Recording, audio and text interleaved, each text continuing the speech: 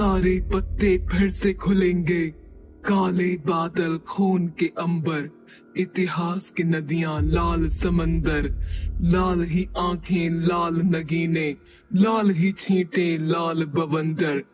आएगी फिर लौट कर रानी, लाल लाल फिर वही कहानी, एक था राजा एक थी रानी, दोनों मर गए खत्म कहानी। हा हा हा हा हा हा हा। तुम्हें पता भी है तुम किसकी बात कर रहे हो? राय बहादुर ने गंभीर मुख मुद्रा लिए पूछा। इस सवाल को सुन अचानक उस बौने के हाव भाव बदलने लगे। उसकी आंखों में बदले की ज्वाला भड़कने लगी। उसके छोटे से चेहरे की झुर्रियां गहरा गईं, भौहें तन गईं और वो चीखते हुए बोला, और क्या तुम जानते हो तुम किससे बात कर रहे हो? उसने दोहराया, नहीं, तुम नहीं जानते तुम किससे बात कर रहे हो राय बहादुर, मगर मैं सब कुछ जानता हूँ। भावनगर, एक खोया हुआ शहर, काली रात, वो बच्चा, आचार्य आग्नेय, राजा नरेंद्र सिंह, समय का वो छोर, सब कुछ। बोने का ये भयावह रूप देख पहली बार श्रावणी को उससे डर लग रहा था। सब कुछ जानता हूँ मैं, बस इतना ही नहीं जानता कि तुम वापस क्यों लौटे। क्या वो सब दोहराने वाला है? वो तबाही, वो आग, वो बवंडर। मजा आ जाएगा, हर तरफ चीखें चिल्लाना, अफरा तफरी, मौत का खेल। कहते हुए बोना किसी पागल की तरह खुशी में अपना सर पीटने लगा। कौन हो तुम मायावी प्राणी? राय बहादुर ने कड़क कर पूछा। कौन हूँ मैं? बेवकूफ इंसान, मैं वही हूँ जिसके साम्राज्य में दक्षिण का ये सारा जंगल आता है, जिसके राज में ये काली शक्तियाँ चांडाल आत्माएं पलती हैं, जिसके सामने तुम्हारा जीना मरना बस एक खेल है। महादानव, नरभक्षी, जंगली खूंखार जीव जिसके गुलाम है, वो हूँ मैं। अपने सिंहासन पर पुनः बैठते हुए बौने ने कहा, मैं हूँ दक्षिणी काली शक्तियों का अधिपति, इस भयानक जंगल का राजा, महायक्ष द्यूत केतु। यक्ष? श्रावणी ने हैरान होते हुए पूछा। हाँ यक्ष, अपनी छोटी सी इंसानी खोपड़ी में ये बात डाल लो, और इससे पहले कि मैं तुम्हें अनंत यातनाओं के भंवर में फेंक दूं, उससे पहले बताओ मुझे कि तुम दोनों यहाँ क्यों आए हो? वो मैं उन आत्म... श्रावणी कहने ही वाली थी कि राय बहादुर ने उसे इशारा करते हुए चुप रहने को कहा। जिसे देख गुस्से से झल्लाया महायक्ष द्यूत केतु अपने सिंहासन से उड़ता हुआ उन दोनों के ठीक बीच जा बोला। ओह, तो तुम एक दूसरे को जानते हो? कौन है तू लड़की? कैसे जानती है इस राय बहादुर को? वो क्या है ना कि मैं सिर्फ पिछले 50 साल का इतिहास ही देख पाता हूँ, और लड़की तेरे तो सर पर भी इतने बाल नहीं है। क्या व्यंग्य किया है मैंने, वाह! खुद ही के अर्थहीन व्यंग्य पर हंसता यक्ष हवा में लोटपोट हो रहा था। उड़ता हुआ हवा में कभी इधर गिरता तो कभी उधर, ताली बजाकर गिरने लगा। वाह, क्या हास्य विनोद करता हूँ मैं। जानती हो लड़की, मेरा सपना था कि मैं एक दिन एक महान नट बनूं, जादू के खेल दिखाऊं, अपनी उंगलियों के जादू से मंच हिला कर रख दूं। पर एक यक्ष परिवार में जन्म लेने के कुछ अपने ही नुकसान हैं। परिवार के दबाव में मुझे इतने बड़े जंगल का राजा बनना पड़ा। अब मैं जंगल में मौत का खेल खेलता हूँ। मेरे जादू से ये पूरी धरती हिल उठती है। ओह! खुद की हंसी को रोकने का विफल प्रयोग करता यक्ष फिर जोर जोर से हंसने लगा। पर अगले ही पल हवा में एकदम सीधे खड़े होते हुए भावहीन चेहरा लिए अपने सिंहासन की ओर हाथ पीछे बांधे उड़ते हुए द्यूत केतु ने फिर पूछा। मैंने पूछा, कौन हो तुम लड़की? कैसे आई यहाँ? राय बहादुर को कैसे जानती हो? द्यूत केतु पलटकर देख पाता श्रावणी कुछ भी जवाब दे पाती, उससे पहले ही उसकी बात काटते हुए राय बहादुर बीच में ही बोले। आपको गलतफहमी हुई है महायक्ष, पर मैं इस लड़की को नहीं जानता। बस उसकी खूबसूरती देख के कुछ पल के लिए, राय बहादुर ने बहाना बनाते हुए कहा। इंसान इंसान इंसान, अपनी वासनाओं का मारा। तुम भी ठीक अपने बाप की तरह हो राय बहादुर। यक्ष की ये बात सुन राय बहादुर गुस्से में लाल हो गए, पर वक्त की नजाकत समझते हुए कुछ न बोले। वहीं श्रावणी हैरान थे कि राय बहादुर उसे पहचानने से मना क्यों कर रहे हैं। ओह, आज जितना मैं पहले कभी नहीं हंसा। इनाम, इसके बदले में तुम्हें आज यातनाओं के भंवर में नहीं फेंकूंगा। आज के लिए तुम मेरे इस आलीशान महल में रह सकते हो और मुझे जी जान लगाकर हंसा सकते हो। पर याद रहे, जो मेरी हंसी रुकी तो तुम्हें मैं वो नर्क दिखाऊंगा कि तुम्हारी रूह कांप उठेगी। हंसाओ मुझे। राय बहादुर का गुस्सा अब चरम पर था, पर दिव्य शक्तियों के न होने के कारण और श्रावणी को सुरक्षित जंगल से बाहर निकालने को बाध्य राय बहादुर बिना कोई जवाब दिए शांत खड़े इस गुफा से निकलने की युक्ति सोचने लगे। तभी श्रावणी ने उन्हें कुछ इशारा किया।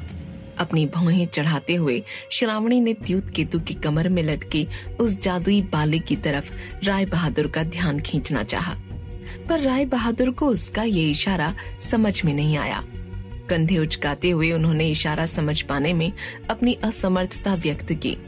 श्रावणी ने फिर अपनी आंखें बड़ी कर बाली की तरफ इशारा किया, मगर इस बार झल्लाकर द्यूत केतु चिल्लाया, मैंने कहा हंसाओ मुझे। अपने सिंहासन से गुस्से में उतरते हुए द्यूत केतु ने कहा, क्या इशारे चल रहे हैं तुम दोनों के? श्रावणी तुरंत अनजान बनकर खड़ी हो गई। कहीं मुझे मेरे इस खुश मिजाज रवैये के कारण तुम दोनों बेवकूफ तो नहीं समझ रहे? कहते हुए द्यूत केतु ने अपनी जादुई छड़ी पर बने भैंसे के कंकाल मुंड पर गुस्से से अपना हाथ घुमाया और उसके ऐसा करते ही गुफा की एक दीवार अपने आप जमीन में ढह गई और सामने का नजारा देख श्रावणी कांप उठी। सामने आग की दुनिया थी। द्यूत केतु के डरावने यक्ष सिपाही लाल शरीर, सर पर सींग और नुकीली पूंछ लिए श्रावणी की तरफ नजर गाड़े खड़े हो गए। उनके पास रखा कढ़ाव गर्म तेल से उबल रहा था। उनके पास पड़े हाड़ मांस किसी इंसान के लग रहे थे। अपनी नजरों के सामने साक्षात नर्क को देख श्रावणी सिहर कर पीछे खिसकने लगी। वहीं राय बहादुर इससे अधिक प्रभावित न होते हुए शांत खड़े यहाँ से निकलने की युक्ति सोच रहे थे। श्रावणी के कान के बिल्कुल पास जा द्यूत केतु ने कहा, अब नहीं करने कोई इशारे, करो करो। नहीं नहीं, वो मैं। श्रावणी घबराते हुए बोली। द्यूत केतु आग के उस महानर्क में यातनाएं देने के लिए श्रावणी को उस आग की ओर धकेलते हुए आगे बढ़ा रहा था। द्यूत केतु किसी को नहीं बख्शता, अब चखो मेरी यातनाओं का मजा। श्रावणी उस जलती आग में गिरने ही वाली थी कि तभी ओ याद आया। राय बहादुर ने हाथ पर ताली पीटते हुए कहा, अब याद आया ना? क्या याद आया? द्यूत केतु ने हवा में उड़कर अब राय बहादुर की ओर बढ़ते हुए पूछा, अरे वही तो। क्या वही तो? द्यूत केतु ने फिर पूछा, अरे वही दुनिया का सबसे छोटा और सबसे ज्यादा मजाकिया किस्सा। ये लड़की इशारा करके मुझे वही तो याद दिलाने की कोशिश कर रही थी। दुनिया का सबसे मजाकिया किस्सा। यक्ष की आंखें चमकी। वो उत्सुक हो उठा। सुनाओ, फिर जल्दी सुनाओ। अरे ऐसे कैसे? राय बहादुर ने बच्चों सा रूठते हुए कहा, जिसने ये किस्सा याद दिलाया यक्ष महोदय, उसे तो आप फेंक रहे हैं नरक के कुंड में और मैं जिंदा रहूं? नहीं नहीं, ये पाप होगा। आप मुझे सजा दे दीजिए और उस लड़की को छोड़ दीजिए, मैं कूदूंगा उस नरक में। कहते हुए राय बहादुर खुद नरक की अग्नि की ओर बढ़ने लगे। अब वो मजाकिया किस्सा भी मेरे साथ ही आग में झुलस के खत्म हो जाएगा। दुनिया का सर्वश्रेष्ठ मजाकिया किस्सा सिर्फ एक पंक्ति का जल जाएगा मेरे साथ, मगर क्या फर्क पड़ता है? इसके लिए यक्षराज लड़की को बख्शेंगे थोड़े ही।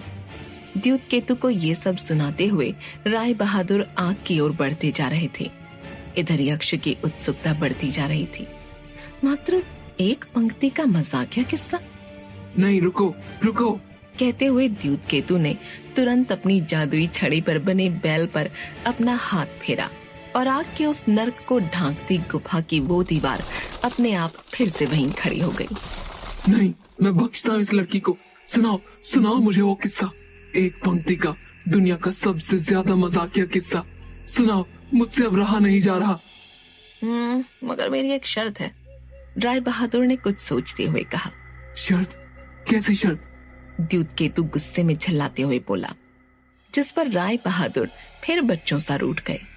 राय बहादुर समझ चुके थे कि इस यक्ष की एक ही कमजोरी है, हंसना मजाक। उसके लिए किसी भी हद तक जा सकता है। रहने दीजिए, फिर मुझे उस नरक में ही डाल दीजिए। मात्र एक पंक्ति वाला मजाक, एक पंक्ति की वो कहानी भी मेरे साथ ही खत्म हो जाएगी। उसमें कहानी भी है? द्युतकेतु का सब्र टूट रहा था। अरे हाँ, उस एक पंक्ति में मजाक, किस्सा, कहानी, जीवन का फलसफा सब कुछ है। सुनते ही द्युतकेतु का लालच और बढ़ गया। उससे अब रहा न गया। हाँ, मुझे मंजूर है तुम्हारी शर्त। कहो क्या शर्त है तुम्हारी? राय बहादुर अपनी शर्त सुनाते उससे पहले ही श्रावणी उनकी बात काटते हुए बोली, इसके बदले तुम्हारी कमर में बंधी वो बाली देनी होगी तुम्हें। राय बहादुर बाली देख हैरान रह गए। ये उनकी वही जादुई बाली थी। ए लड़की चुप। शर्त सिर्फ राय बहादुर सुना सकता है, क्योंकि वो अनोखा किस्सा, वो मजाक सिर्फ इसके पास है। नहीं, हमें वो बाली चाहिए। राय बहादुर ने श्रावणी के समर्थन में कहा। मंजूर है। द्युतकेतु के ये बोलते ही राय बहादुर और श्रावणी के चेहरे पर मुस्कान झलक उठी। वहीं सच इंसान बड़े ही बेवकूफ होते हैं। ये बाली तुम चाहते हो, इसके बदले तुम मुझसे बहुत सा धन दौलत, अपनी जान, सब कुछ मांग सकते थे, पर बेवकूफ इंसान। पिताजी सही कहा करते थे कि दुनिया का सबसे मूर्ख प्राणी इंसान है। पता नहीं कैसे तुम इस धरती पर जीवित हो। मुझे शर्त मंजूर है और अब शर्त बदली नहीं जा सकती। इस मामूली बाली के बदले वो अनोखे शब्द सुनाओ मुझे। और जो ये किस्सा, कहानी, मजाक, बकवास हुआ, तो तुम दोनों के शरीर से ये तुम्हारी छोटी सी खोपड़ी सी वक्त अलग कर दूंगा मैं। द्युतकेतु ने चेतावनी देते हुए कहा। सुनाओ। वो मगर राय बहादुर ने बस श्रावणी को उस नरक और द्युतकेतु से बचाने के लिए वो एक पंक्ति वाली बात कही थी। सच में उनके दिमाग में ऐसा कोई किस्सा न था। वो बस इधर उधर समय गंवाते हुए कुछ ऐसा सोच रहे थे जिससे द्युतकेतु क्रोधित न होकर उन्हें उनकी वो जादुई बाली लौटा दे, क्योंकि उस बाली में शक्तियां अब भी जागृत थीं। केवल उसी की मदद से वो उन चांडाल आत्माओं को श्रावणी के शरीर में आने से रोक सकते हैं। ये बात राय बहादुर अच्छे से जानते थे, पर उनके पास द्युतकेतु को सुनाने का कोई किस्सा हाल फिलहाल नहीं था। सुनाओ, वरना इसी वक्त मैं तुम दोनों की मुंडी धड़ से अलग कर दूंगा। वो शब्द चाहिए मुझे, वो किस्सा, वो मजाक, वो पूरी कहानी, बस एक पंक्ति में। कैसे संभव है? द्युतकेतु का उत्साह और कौतूहल बढ़ता जा रहा था। तभी सहसा राय बहादुर के दिमाग में एक पंक्ति आ गई, जो मजाक होने के साथ साथ एक किस्सा और पूर्ण कहानी भी था। उसे सुनाते हुए राय बहादुर बोले, हाँ, एक बूढ़ी थी जो बचपन में ही मर गई। कुछ पल के लिए एक गहरा सन्नाटा छा गया, मगर अगले ही पल हवा में अपनी तोंद पकड़ पकड़ के यक्ष द्युतकेतु हंसने लगा। एक बूढ़ी थी जो बचपन में ही मर गई। वाह, बूढ़ी बचपन में कैसे मर सकती है, और मरी तो बूढ़ी कैसे हुई? उस पंक्ति में सचमुच मजाक, एक अनसुना किस्सा और पूरी की पूरी कहानी थी। यक्ष द्युतकेतु का हंस हंस कर बुरा हाल था। उसकी हंसी रुकने का नाम ही नहीं ले रही थी। उधर यक्ष की हंसी से पूरी गुफा गूंज उठी थी और इधर घड़ी का कांटा सरका। ब्रह्म मुहूर्त खत्म हो चुका था। क्या होगा? क्या वो चांडाल आत्माएं बाली मिलने से पहले फिर एक बार श्रावणी के शरीर में घुस जाएंगी? कैसे निकलेंगे राय बहादुर और श्रावणी उस जंगल से? ये जानने के लिए सुनते रहिए भयनगर, सिर्फ पॉकेट FM पर।